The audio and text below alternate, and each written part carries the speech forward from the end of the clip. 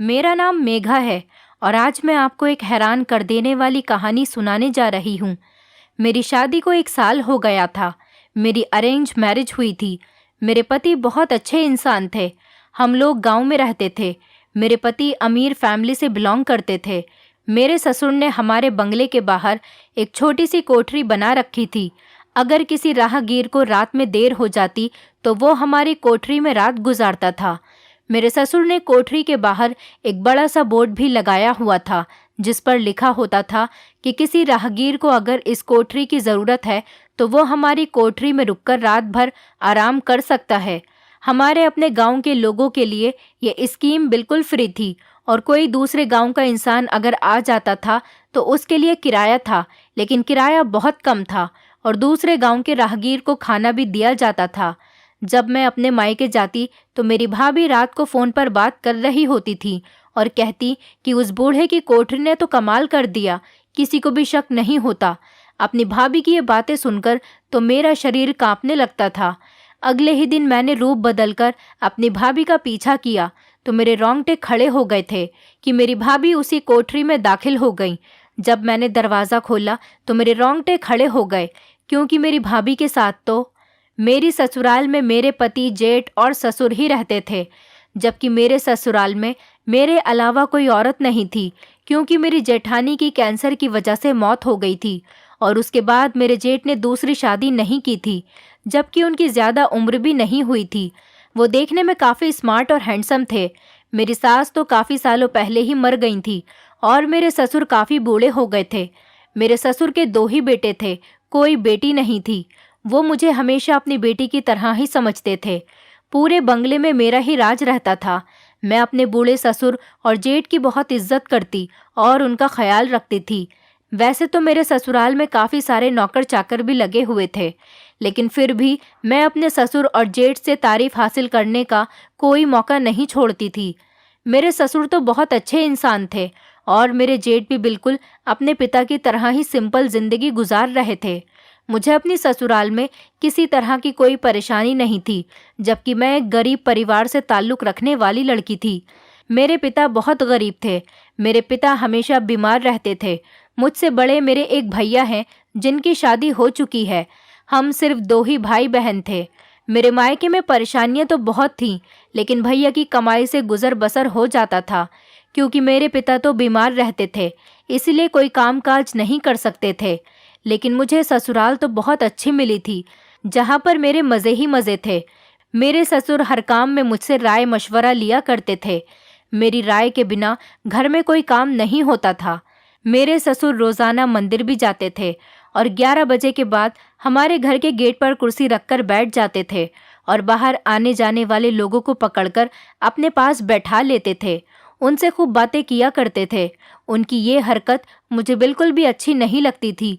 मुझे लगता था कि लोग यही सोचेंगे कि बहू अपने ससुर का ख्याल नहीं रखती, तभी तो ससुर सुबह 11 बजे से लेकर शाम के 4 बजे तक कुर्सी डालकर बंगले के दरवाजे के आगे ही बैठा रहता है। लोग सिर्फ मेरे बारे में ही बातें करेंगे, तो इसीलिए मुझे उनकी ये आदत बिल्कुल भी पसंद नहीं थी। मैंने उनको ऐसा करने के लिए कई बार मना किया था, मगर वो हर बार मुस्कुराकर मेरी बात को टाल दिया करते थे। मैं कहती कि बाबूजी, मुझे अच्छा नहीं लगता, आप इस तरह से दरवाजे के आगे बैठ जाते हो, जबकि आप कितने अमीर इंसान हो। आप चाहो तो अपने घर की बैठक में भी बैठ सकते हो और लोगों को अपने घर की बैठक में ही बुला सकते हो, लेकिन आप इस तरह से दरवाजे में कुर्सी रखकर बैठ जाते हो तो आते जाते लोग क्या कहेंगे कि मैंने आपको ऐसा करने पर मजबूर किया है। मेरे ससुर ने कभी मुझ पर किसी तरह की कोई भी पाबंदी नहीं लगाई थी और ना ही मेरे पति ने मुझ पर कोई पाबंदी लगाई थी। इसलिए मैं बिना घूंघट किए ही घर के दरवाजे तक पहुंचकर अपने ससुर को चाय देने चली गई थी। तभी मैं उनसे ये बात कह ही रही थी, मेरे ससुर ने कहा, बेटी, सब जानते हैं कि मेरे घर में बहू नहीं बल्कि बेटी है और मैं अपनी बेटी की सबसे तारीफ करता हूँ। भला कभी बेटियां भी बाप को घर से बाहर निकालती हैं? चाय हाथ में लेकर वो घर के अंदर आ गए थे और मेरे सर पर हाथ रखकर मुझे आशीर्वाद देने लगे। मेरी आंखों में भी आंसू आ गए थे। मैं अपने आप को बहुत ज़्यादा लकी समझती थी कि मुझे पिता की तरह प्यार करने वाले ससुर मिले थे और इतना अच्छा ससुराल मिला था कि शायद मैंने कभी सपने में भी नहीं सोचा था। मेरे ससुर जब भी मुझसे ऐसी बातें किया करते थे, मैं इमोशनल हो जाती थी और यही समझाते थे कि मेघा बेटी, लोगों का काम तो बातें बनाना ही होता है।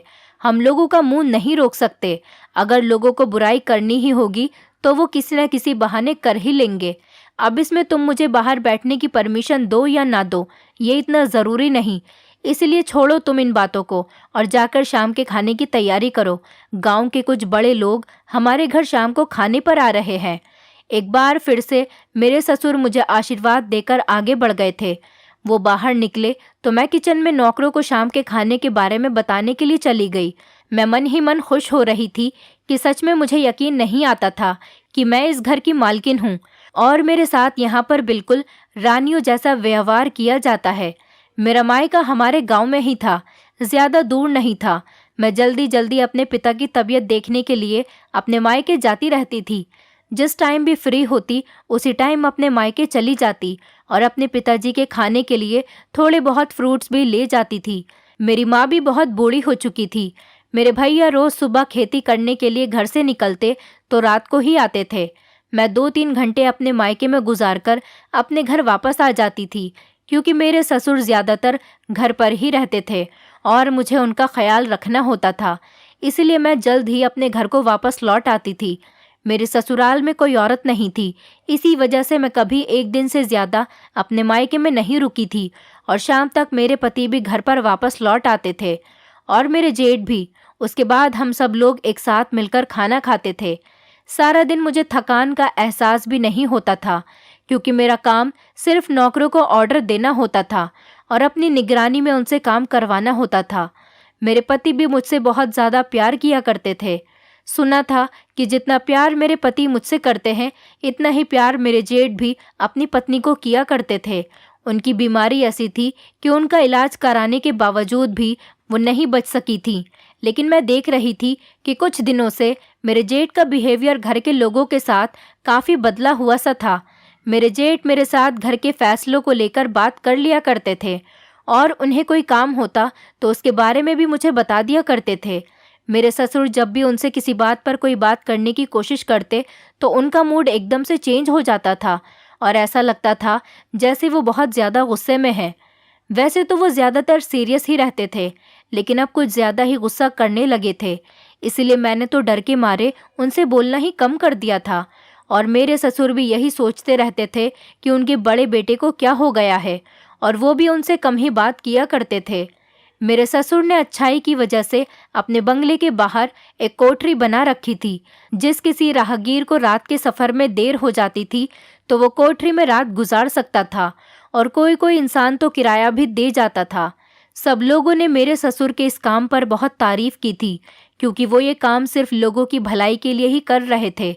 एक दिन मैं अपने मायके गई तो रास्ते में मुझे गांव के कुछ लोग मिल गए थे जो मेरे ससुर की बहुत तारीफ कर रहे थे और एक बूढ़ी औरत थी जिन्होंने मेरे सर पर हाथ रखकर मुझे आशीर्वाद दिया और मेरे ससुर की तारीफ करनी शुरू कर दी। कहने लगी, बेटी, तुम्हारे ससुर तो बहुत अच्छे इंसान हैं। भगवान ने तुम्हें बहुत अच्छी ससुराल और ससुर दिए हैं। मुझे पता था कि वो बिल्कुल सही कह रही हैं। मेरे ससुर सच में एक अच्छे इंसान थे जो सिर्फ लोगों की भलाई करना ही जानते थे। मेरे ससुर गांव वालों की हर काम में मदद किया करते थे। जिस किसी के घर पर कोई परेशानी होती वो मेरे ससुर से आकर शेयर कर लिया करता था और मेरे ससुर उनकी परेशानी को सॉल्व कर दिया करते थे।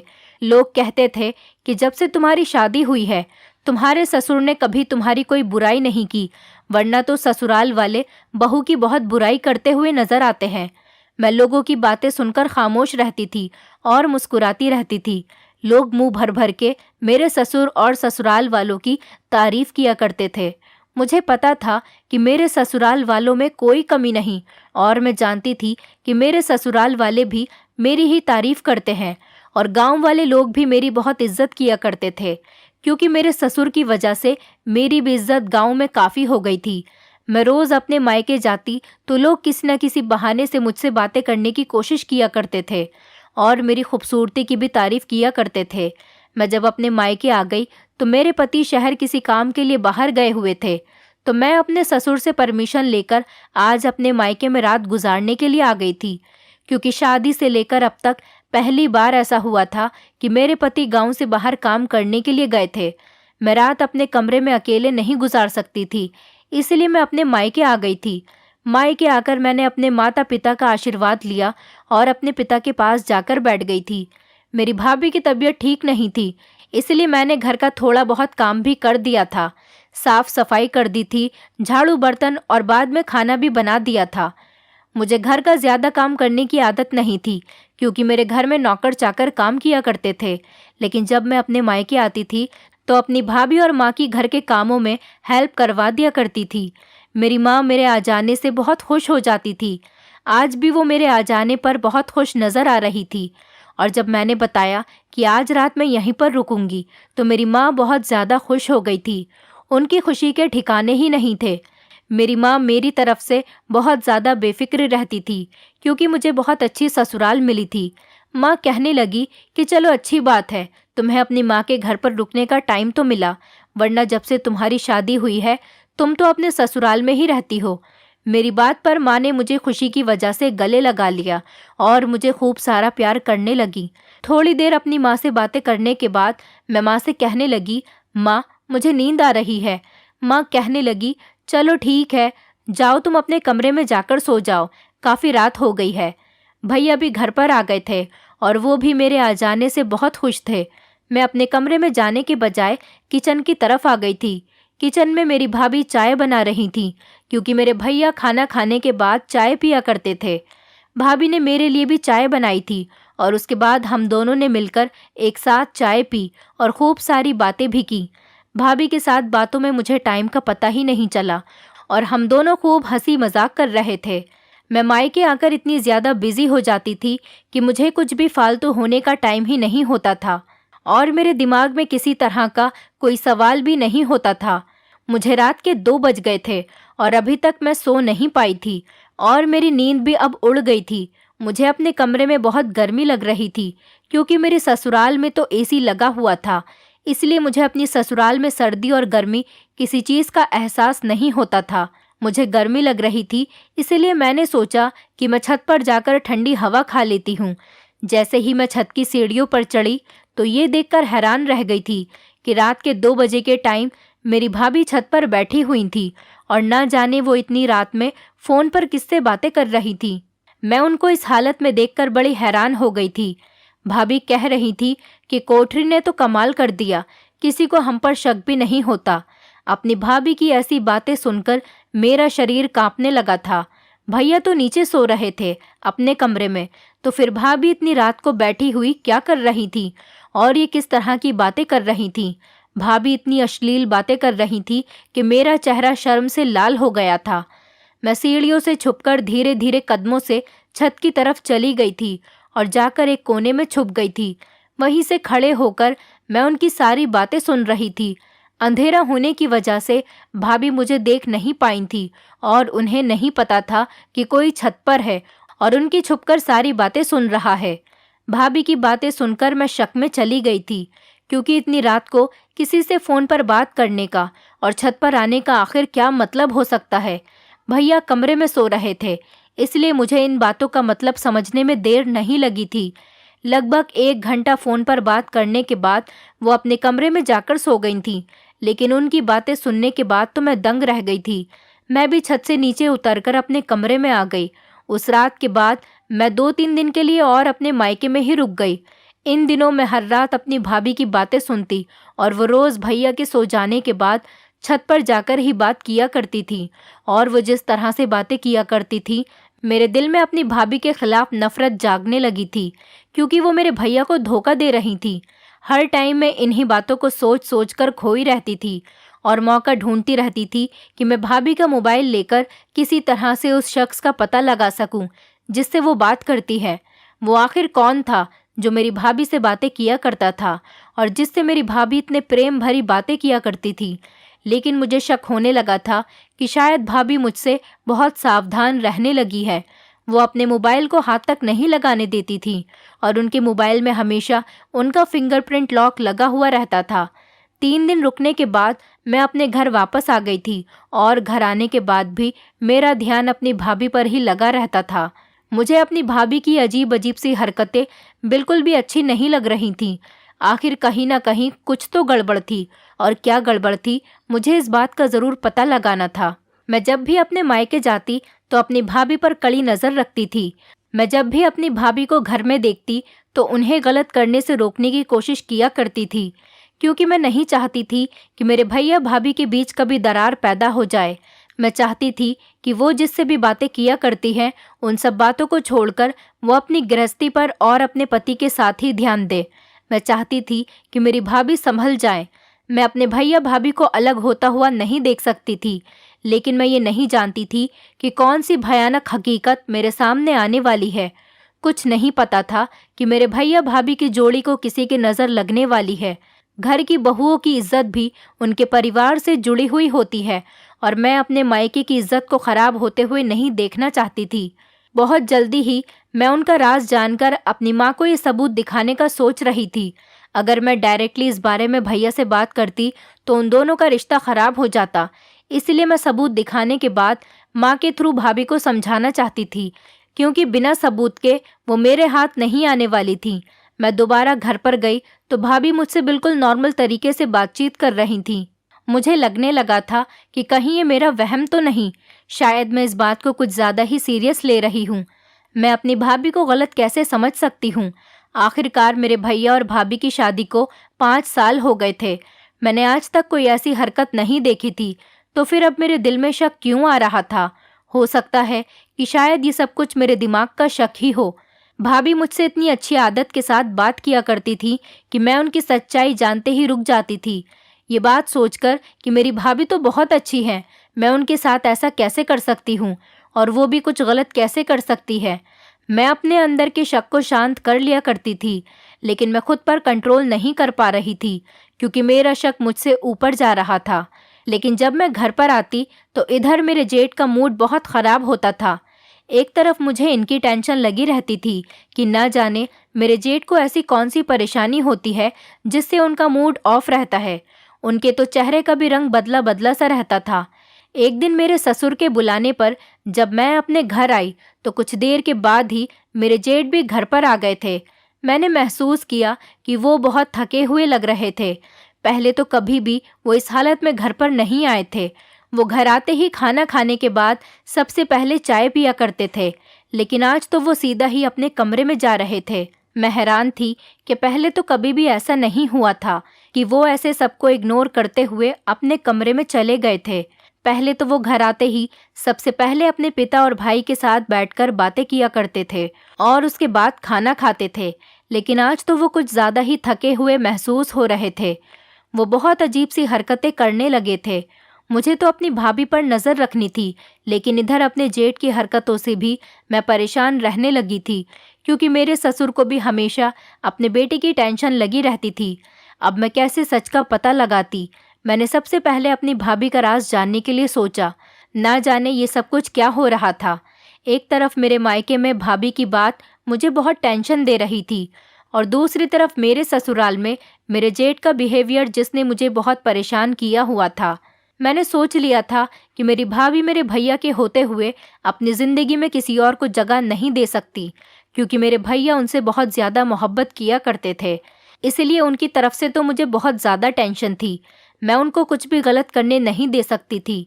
मेरे पति ने बताया कि आज फैक्ट्री में काम ज़्यादा होने की वजह से भैया बहुत ज़्यादा थक गए हैं। शायद इसी वजह से उनका बिहेवियर ऐसा हो रहा था। मेरे भैया बहुत सीधे आदमी थे। उन्होंने कभी अपनी पत्नी पर शक नहीं किया था, लेकिन इधर जब भाभी रात के 2 बजे छत पर जाकर किसी से फ़ोन पर बातें किया करती थी तो भैया जाकर भी उनको नहीं देख सकते थे, क्योंकि उन्हें पता ही नहीं होता था कि भाभी फ़ोन पर बातें कर रही है।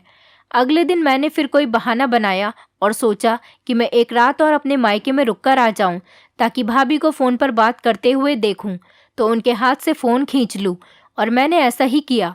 मैं अपने पति से परमिशन लेकर एक रात के लिए अपने मायके में रुकने के लिए चली गई थी, और वहां पर आकर मैंने अपने प्लान के अकॉर्डिंग ही काम किया। जब भाभी किचन में खाना बना रही थी तब मैंने उनको बातों में लगा लिया और उनका मोबाइल एक साइड पर रखा हुआ था। वो मेरे सामने बहुत सावधानी से काम कर रही थी और बार बार उनकी नज़र अपने मोबाइल पर ही जा रही थी। मैंने भाभी से अपने लिए चाय बनाने को कहा। उसके बाद मैंने भाभी से माँ को चाय देकर आने के लिए कहा। जैसे ही भाभी अपना मोबाइल छोड़कर चाय देने के लिए बाहर निकली तो मैंने उनके मोबाइल का लॉक खोलने की कोशिश की। मैं लॉक खोलने की कोशिश ही कर रही थी कि इतनी देर में मेरे हाथ से किसी ने मोबाइल छीन लिया था। जैसे ही मैं पीछे पलटी तो मेरे सामने मेरी भाभी खड़ी हुई थी। वो मुझे घूर रही थी। वो अपना मोबाइल किचन में भूल गई थी, इसी वजह से लेने के लिए आ गई थी। ज़रूरी था कि मैं पकड़े जाने पर फ़ौरन बहाना बना दूं और उसी टाइम मैं झूठ बोलकर भाभी को उनका मोबाइल देकर किचन से बाहर आ गई थी। मेरा दिल बहुत तेज़ तेज़ धड़क रहा था। ऐसा लग रहा था कि बाहर आ जाएगा। कुछ भी हो, मैं ये जानकर ही रहूंगी कि वो आदमी कौन है जिसकी वजह से मेरी भाभी सारा सच छुपा रही है और मेरे भैया को धोखा दे रही है। अगले दिन मैं सुबह होते ही अपने ससुराल वापस आ गई थी, इसलिए मेरे ससुर ने भी मुझे कुछ नहीं कहा था। मेरी भाभी को अपने मायके जाना था। भैया ज़्यादा ही काम में बिजी थे, इसलिए उन्होंने मुझे अपने साथ चलने के लिए कहा था। मैंने अपने ससुर से भी भाभी के साथ जाने की परमिशन ले ली थी और मैंने अपने ससुर से भी पूछ लिया था कि मैं भाभी के मायके से आने के बाद मार्केट होती हुई आऊँगी। अगर आपको कुछ चाहिए तो मुझे बता देना। लेकिन मेरे ससुर ने मना कर दिया कि उन्हें कोई चीज़ नहीं चाहिए। मैं जल्दी जल्दी फ्री हो गई थी और अच्छे से तैयार होकर घर से बाहर आ गई थी। भाभी और मैं एक साथ मिलकर उनके मायके चले गए थे। उनके मायके से आने के बाद हम मार्केट में थे, लेकिन मार्केट में मैं अपने लिए चूड़ियाँ खरीद रही थी और मेरा ध्यान चूड़ियों की तरफ था।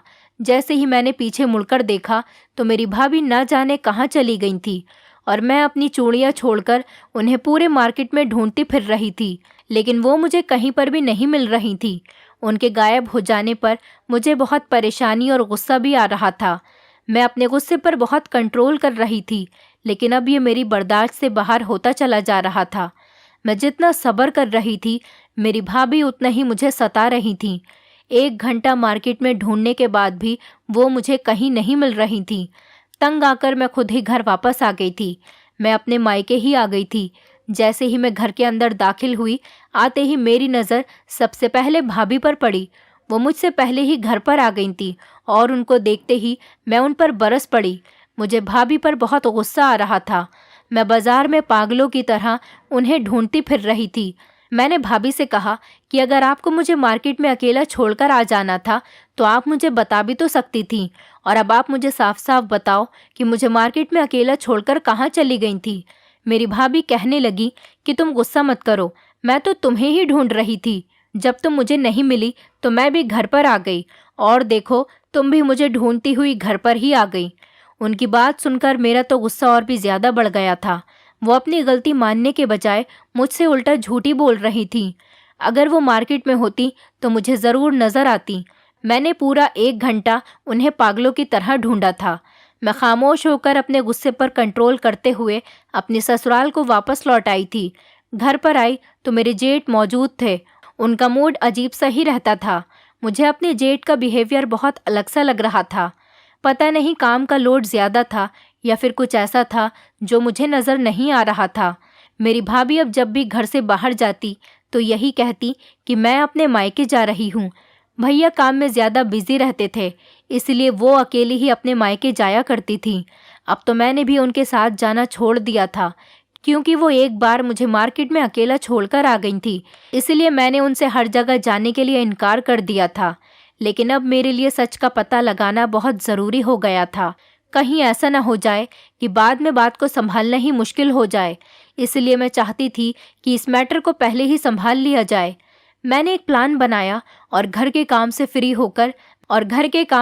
होकर मैं अपने मायके की तरफ चली गई थी। मेरी भाभी रात को ना जाने किसके लिए इतना ज़्यादा तैयार हो रही थी।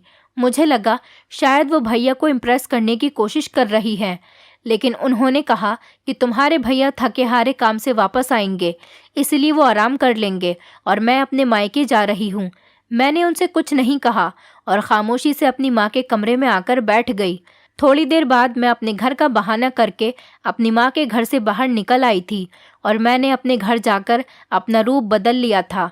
मैंने दूसरे कपड़े पहन लिए और अपने चेहरे को अच्छी तरह से छुपा लिया था ताकि मुझे कोई पहचान न सके। मैं भाभी के घर से बाहर निकलने का इंतज़ार कर रही थी। जैसे ही वो घर से बाहर निकली, मैं उनका पीछा करने के लिए उनके पीछे पीछे चलने लगी। भाभी ने बताया था कि वो अपने मायके की तरफ जा रही हैं, इसीलिए भैया ने और माँ ने भी उन्हें परमिशन दे दी थी।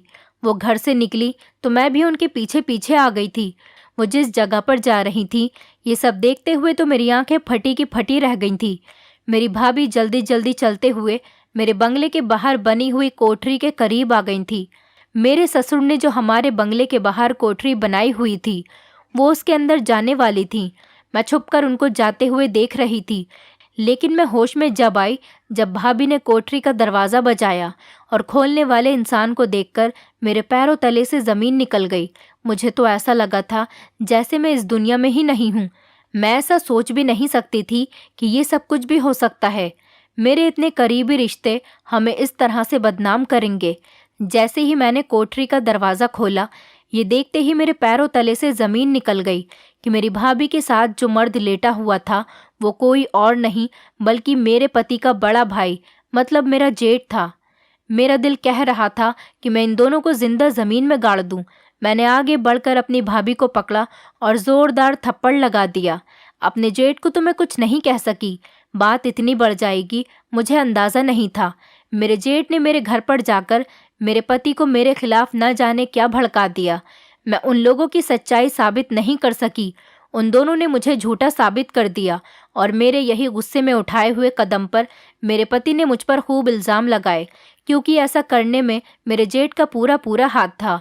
मेरे जेठ ने मेरी भाभी के साथ मिलकर मेरे पति को मेरे खिलाफ झूठी झूठी बातें बताईं कि मेरा किसी से अफेयर चल रहा है और मैं किसी से मिलने के लिए जाती हूँ। और मेरे कच्चे कानों वाले पति ने उन दोनों की बातों पर यकीन कर लिया। मैं उनकी सच्चाई साबित नहीं कर सकी, बल्कि खुद ही एक बहुत बड़े झूठ में फंसकर उसका शिकार हो गई। मैंने अपने भैया और पति को बहुत यकीन दिलाने की कोशिश की, लेकिन किसी ने मेरी बात नहीं सुनी। मेरे ऊपर तो कयामत ही टूट पड़ी थी। मेरे पति ने मुझे घर से निकल जाने के लिए कह दिया था। मैंने कभी सपने में भी नहीं सोचा था कि मेरी भाभी और मेरे जेठ ही मिलकर मेरा घर खराब कर देंगे। मैं बिल्कुल टूट चुकी थी और खामोशी से अपने मायके में आकर अपने जेठ और भाभी के झूठ बोलने पर बहुत रोई थी। और उधर अपने पति पर मुझे बहुत भरोसा था, लेकिन मुझे ये नहीं पता था कि दूसरों की बातों में आकर मेरा पति मुझे घर से निकाल देगा। मैंने सारी सच्चाई अपनी माँ को बता दी थी। मेरी माँ को तो मेरी बात पर यकीन आ गया था, जबकि मेरे भैया अपनी पत्नी के धोखे में ही रहे थे। वो अपनी पत्नी को धोखेबाज नहीं समझ रहे थे, क्योंकि मेरे पास उन दोनों के खिलाफ कोई पुख्ता सबूत नहीं था। मैं बड़ी परेशान हो गई थी कि मैं क्या करूं। इधर इन दोनों की सच्चाई खोलने के चक्कर में मेरा अपना घर खराब हो गया था। मैं अपनी माँ के घर पर ही रह रही थी और मेरी भाभी ने अब मेरे जेठ के सामने खुलेआम बातें करना शुरू कर दिया था। बल्कि उन्होंने तो मुझसे ये भी कहा कि तुम मेरी सच्चाई सबके सामने खोलना चाहती थी। मुझे तो तुम्हारे ऊपर पहले से ही शक हो गया था कि तुम मेरा पीछा कर रही हो, इसीलिए मैंने तुम्हारे जेठ के साथ मिलकर पहले ही प्लानिंग कर ली थी कि जब भी तुम हमें पकड़ने की कोशिश करोगी, उल्टा हम तुम पर ही इल्ज़ाम लगाकर तुम्हें बदनाम कर देंगे। और वही हुआ भी था। मेरे पति को मेरी बात पर बिल्कुल भरोसा नहीं था। उसने अपने भाई के कहने में आकर मुझे घर से बाहर निकाल दिया था, लेकिन मैं खामोश नहीं बैठ सकती थी, क्योंकि मैं अपना घर खराब नहीं कर सकती थी। मुझे अपने घर जाना था। मेरी माँ को हमेशा मेरी फिक्र लगी रहती थी। सारे गांव को पता चल गया था कि मेरे पति ने मुझे घर से निकाल दिया। मेरे ससुर बहुत शर्मिंदा थे। अब उनको पछतावा हो रहा था कि जो उन्होंने कोठरी बनवाई थी, वो तो लोगों की भलाई के लिए उनको किराए पर दिया करते थे, लेकिन उनको क्या पता था कि उनका बड़ा बेटा इतना गिर जाएगा कि मेरी ही भाभी के साथ उस कोठरी में छुपकर मिलने जाया करेगा। मेरे ससुर ने हमेशा ही मुझ पर बहुत भरोसा किया था। मेरे ससुर को मेरी बात पर यकीन आ गया था और अब की बार मेरे ससुर ने ठान लिया था कि वो अपने बहू बेटे का घर खराब नहीं करेंगे, इसलिए वो मेरा साथ देने के लिए तैयार हो गए थे। दरअसल मेरे ससुर की निगाह बहुत कमज़ोर थी। मेरे जेठ और मेरी भाभी अपना चेहरा छुपाकर उनकी कोठरी में जाते थे। उनको कभी खबर नहीं हो सकी थी कि ये उनका बेटा और मेरी भाभी है, वरना वो कभी भी इन दोनों को आपस में मिलने नहीं देते और ये सच्चाई बहुत पहले ही खुलकर सामने आ गई होती। एक दिन जब भाभी मेरे जेठ से रात के 2 बजे फ़ोन पर बातें कर रही थीं, तो मैंने अपने भैया को उनके कमरे से जगाकर चुपचाप उनका हाथ पकड़कर छत पर ले गई और भाभी को फ़ोन पर बातें करते हुए उनको उनकी आंखों से दिखा दिया। क्योंकि भाभी इस गलतफहमी में थी कि उन्होंने मेरा घर बिगाड़ दिया है, इसलिए मैं अब हार मानकर खामोश बैठ जाऊंगी। लेकिन ऐसा कुछ नहीं था। अब जब मेरा घर बर्बाद हो चुका था, तब भी मैं खामोश नहीं बैठ सकती थी और उनकी सच्चाई सबके सामने लाने के लिए मैंने जी तोड़ कोशिश कर ली थी। जब भैया ने अपनी आंखों से भाभी को फ़ोन पर बात करते हुए देख लिया, तो उन्होंने रात के अंधेरे में ही खूब शोर मचा दिया और अपनी पत्नी को घर से धक्के मारकर निकाल दिया। उधर ये खबर मेरे ससुराल तक पहुंच गई थी। मेरे ससुर ने भी जब मेरे जेठ के मुंह पर 2-3 थप्पड़ मारे, तो उन्होंने भी सारी सच्चाई उगल दी और मेरे पति को पता चल गया कि मैं झूठी नहीं थी, बल्कि मेरे जेठ और मेरी भाभी आपस में अफेयर चला रहे थे। मेरे ससुर ने अपने बड़े बेटे को जायदाद से भी बेदखल कर दिया था और घर से धक्के मारकर निकाल दिया। मेरे जेठ और भाभी ने आपस में शादी तो कर ली, लेकिन कभी भी वो सुख से न रह सके, क्योंकि किसी का घर खराब करने के बाद कोई भी इंसान सुख से नहीं रह सकता। मेरे पति ने मुझसे माफ़ी मांग ली थी, क्योंकि वो मुझसे बहुत ज़्यादा मोहब्बत करते थे। उन्हें जो सबूत मेरे खिलाफ दिखाए गए थे, वो उन्हीं के बेस पर आकर मुझे गलत समझ रहे थे। लेकिन अब सारी सच्चाई खुलकर उनके सामने आ गई थी, इसलिए मैंने भी उनको माफ़ कर दिया था और उन्होंने मुझसे वादा किया था कि आज के बाद वो दोबारा ऐसी गलती कभी नहीं करेंगे और मुझ पर खूब भरोसा करेंगे। अब मैं अपने ससुराल में पहले की तरह रहती हूँ। मेरे पति के साथ साथ मेरे भैया ने भी मुझसे माफ़ी मांगी थी। मेरे भैया का कहना था कि वो काम पर इतने ज़्यादा थक जाया करते थे कि उन्होंने कभी इस बात पर ध्यान ही नहीं दिया कि रात के 2 बजे उनकी पत्नी कब बिस्तर से उठकर छत पर जाकर फ़ोन पर बातें करती है और कभी कभी कोठरी में मेरे जेठ से मिलने के लिए भी जाती है। मेरे जेठ की पहले दिन से ही मेरी भाभी पर गंदी नज़र थी, लेकिन कोई भी ये बात नोट नहीं कर पाया था। अगर नोट कर लेते तो आज बात यहाँ तक नहीं आती। उन दोनों ने मिलकर मेरे भैया को धोखा दिया और मेरे घर में लड़ाई करवाई थी। अब सब कुछ ठीक हो चुका है, लेकिन उधर मेरे जेठ और मेरी भाभी गांव छोड़कर दूसरे गांव में रहने लगे और हमारी फैमिलीज़ ने उनसे सारे रिश्ते नाते ख़त्म कर दिए। अब तो मैं अपने पति के साथ बहुत खुश हूँ। जो इंसान दूसरों का घर खराब करने की कोशिश करता है, वो कभी भी अपना घर सुकून से नहीं बसा सकता। दोस्तों, उम्मीद करती हूँ आपको हमारी कहानी पसंद आई होगी। कहानी पसंद आई है तो वीडियो को लाइक करें, चैनल पर नए हैं तो चैनल को सब्सक्राइब करें और हाँ, नोटिफिकेशन बेल को ज़रूर दबाएं ताकि अगली अपडेट सबसे पहले आपको मिले।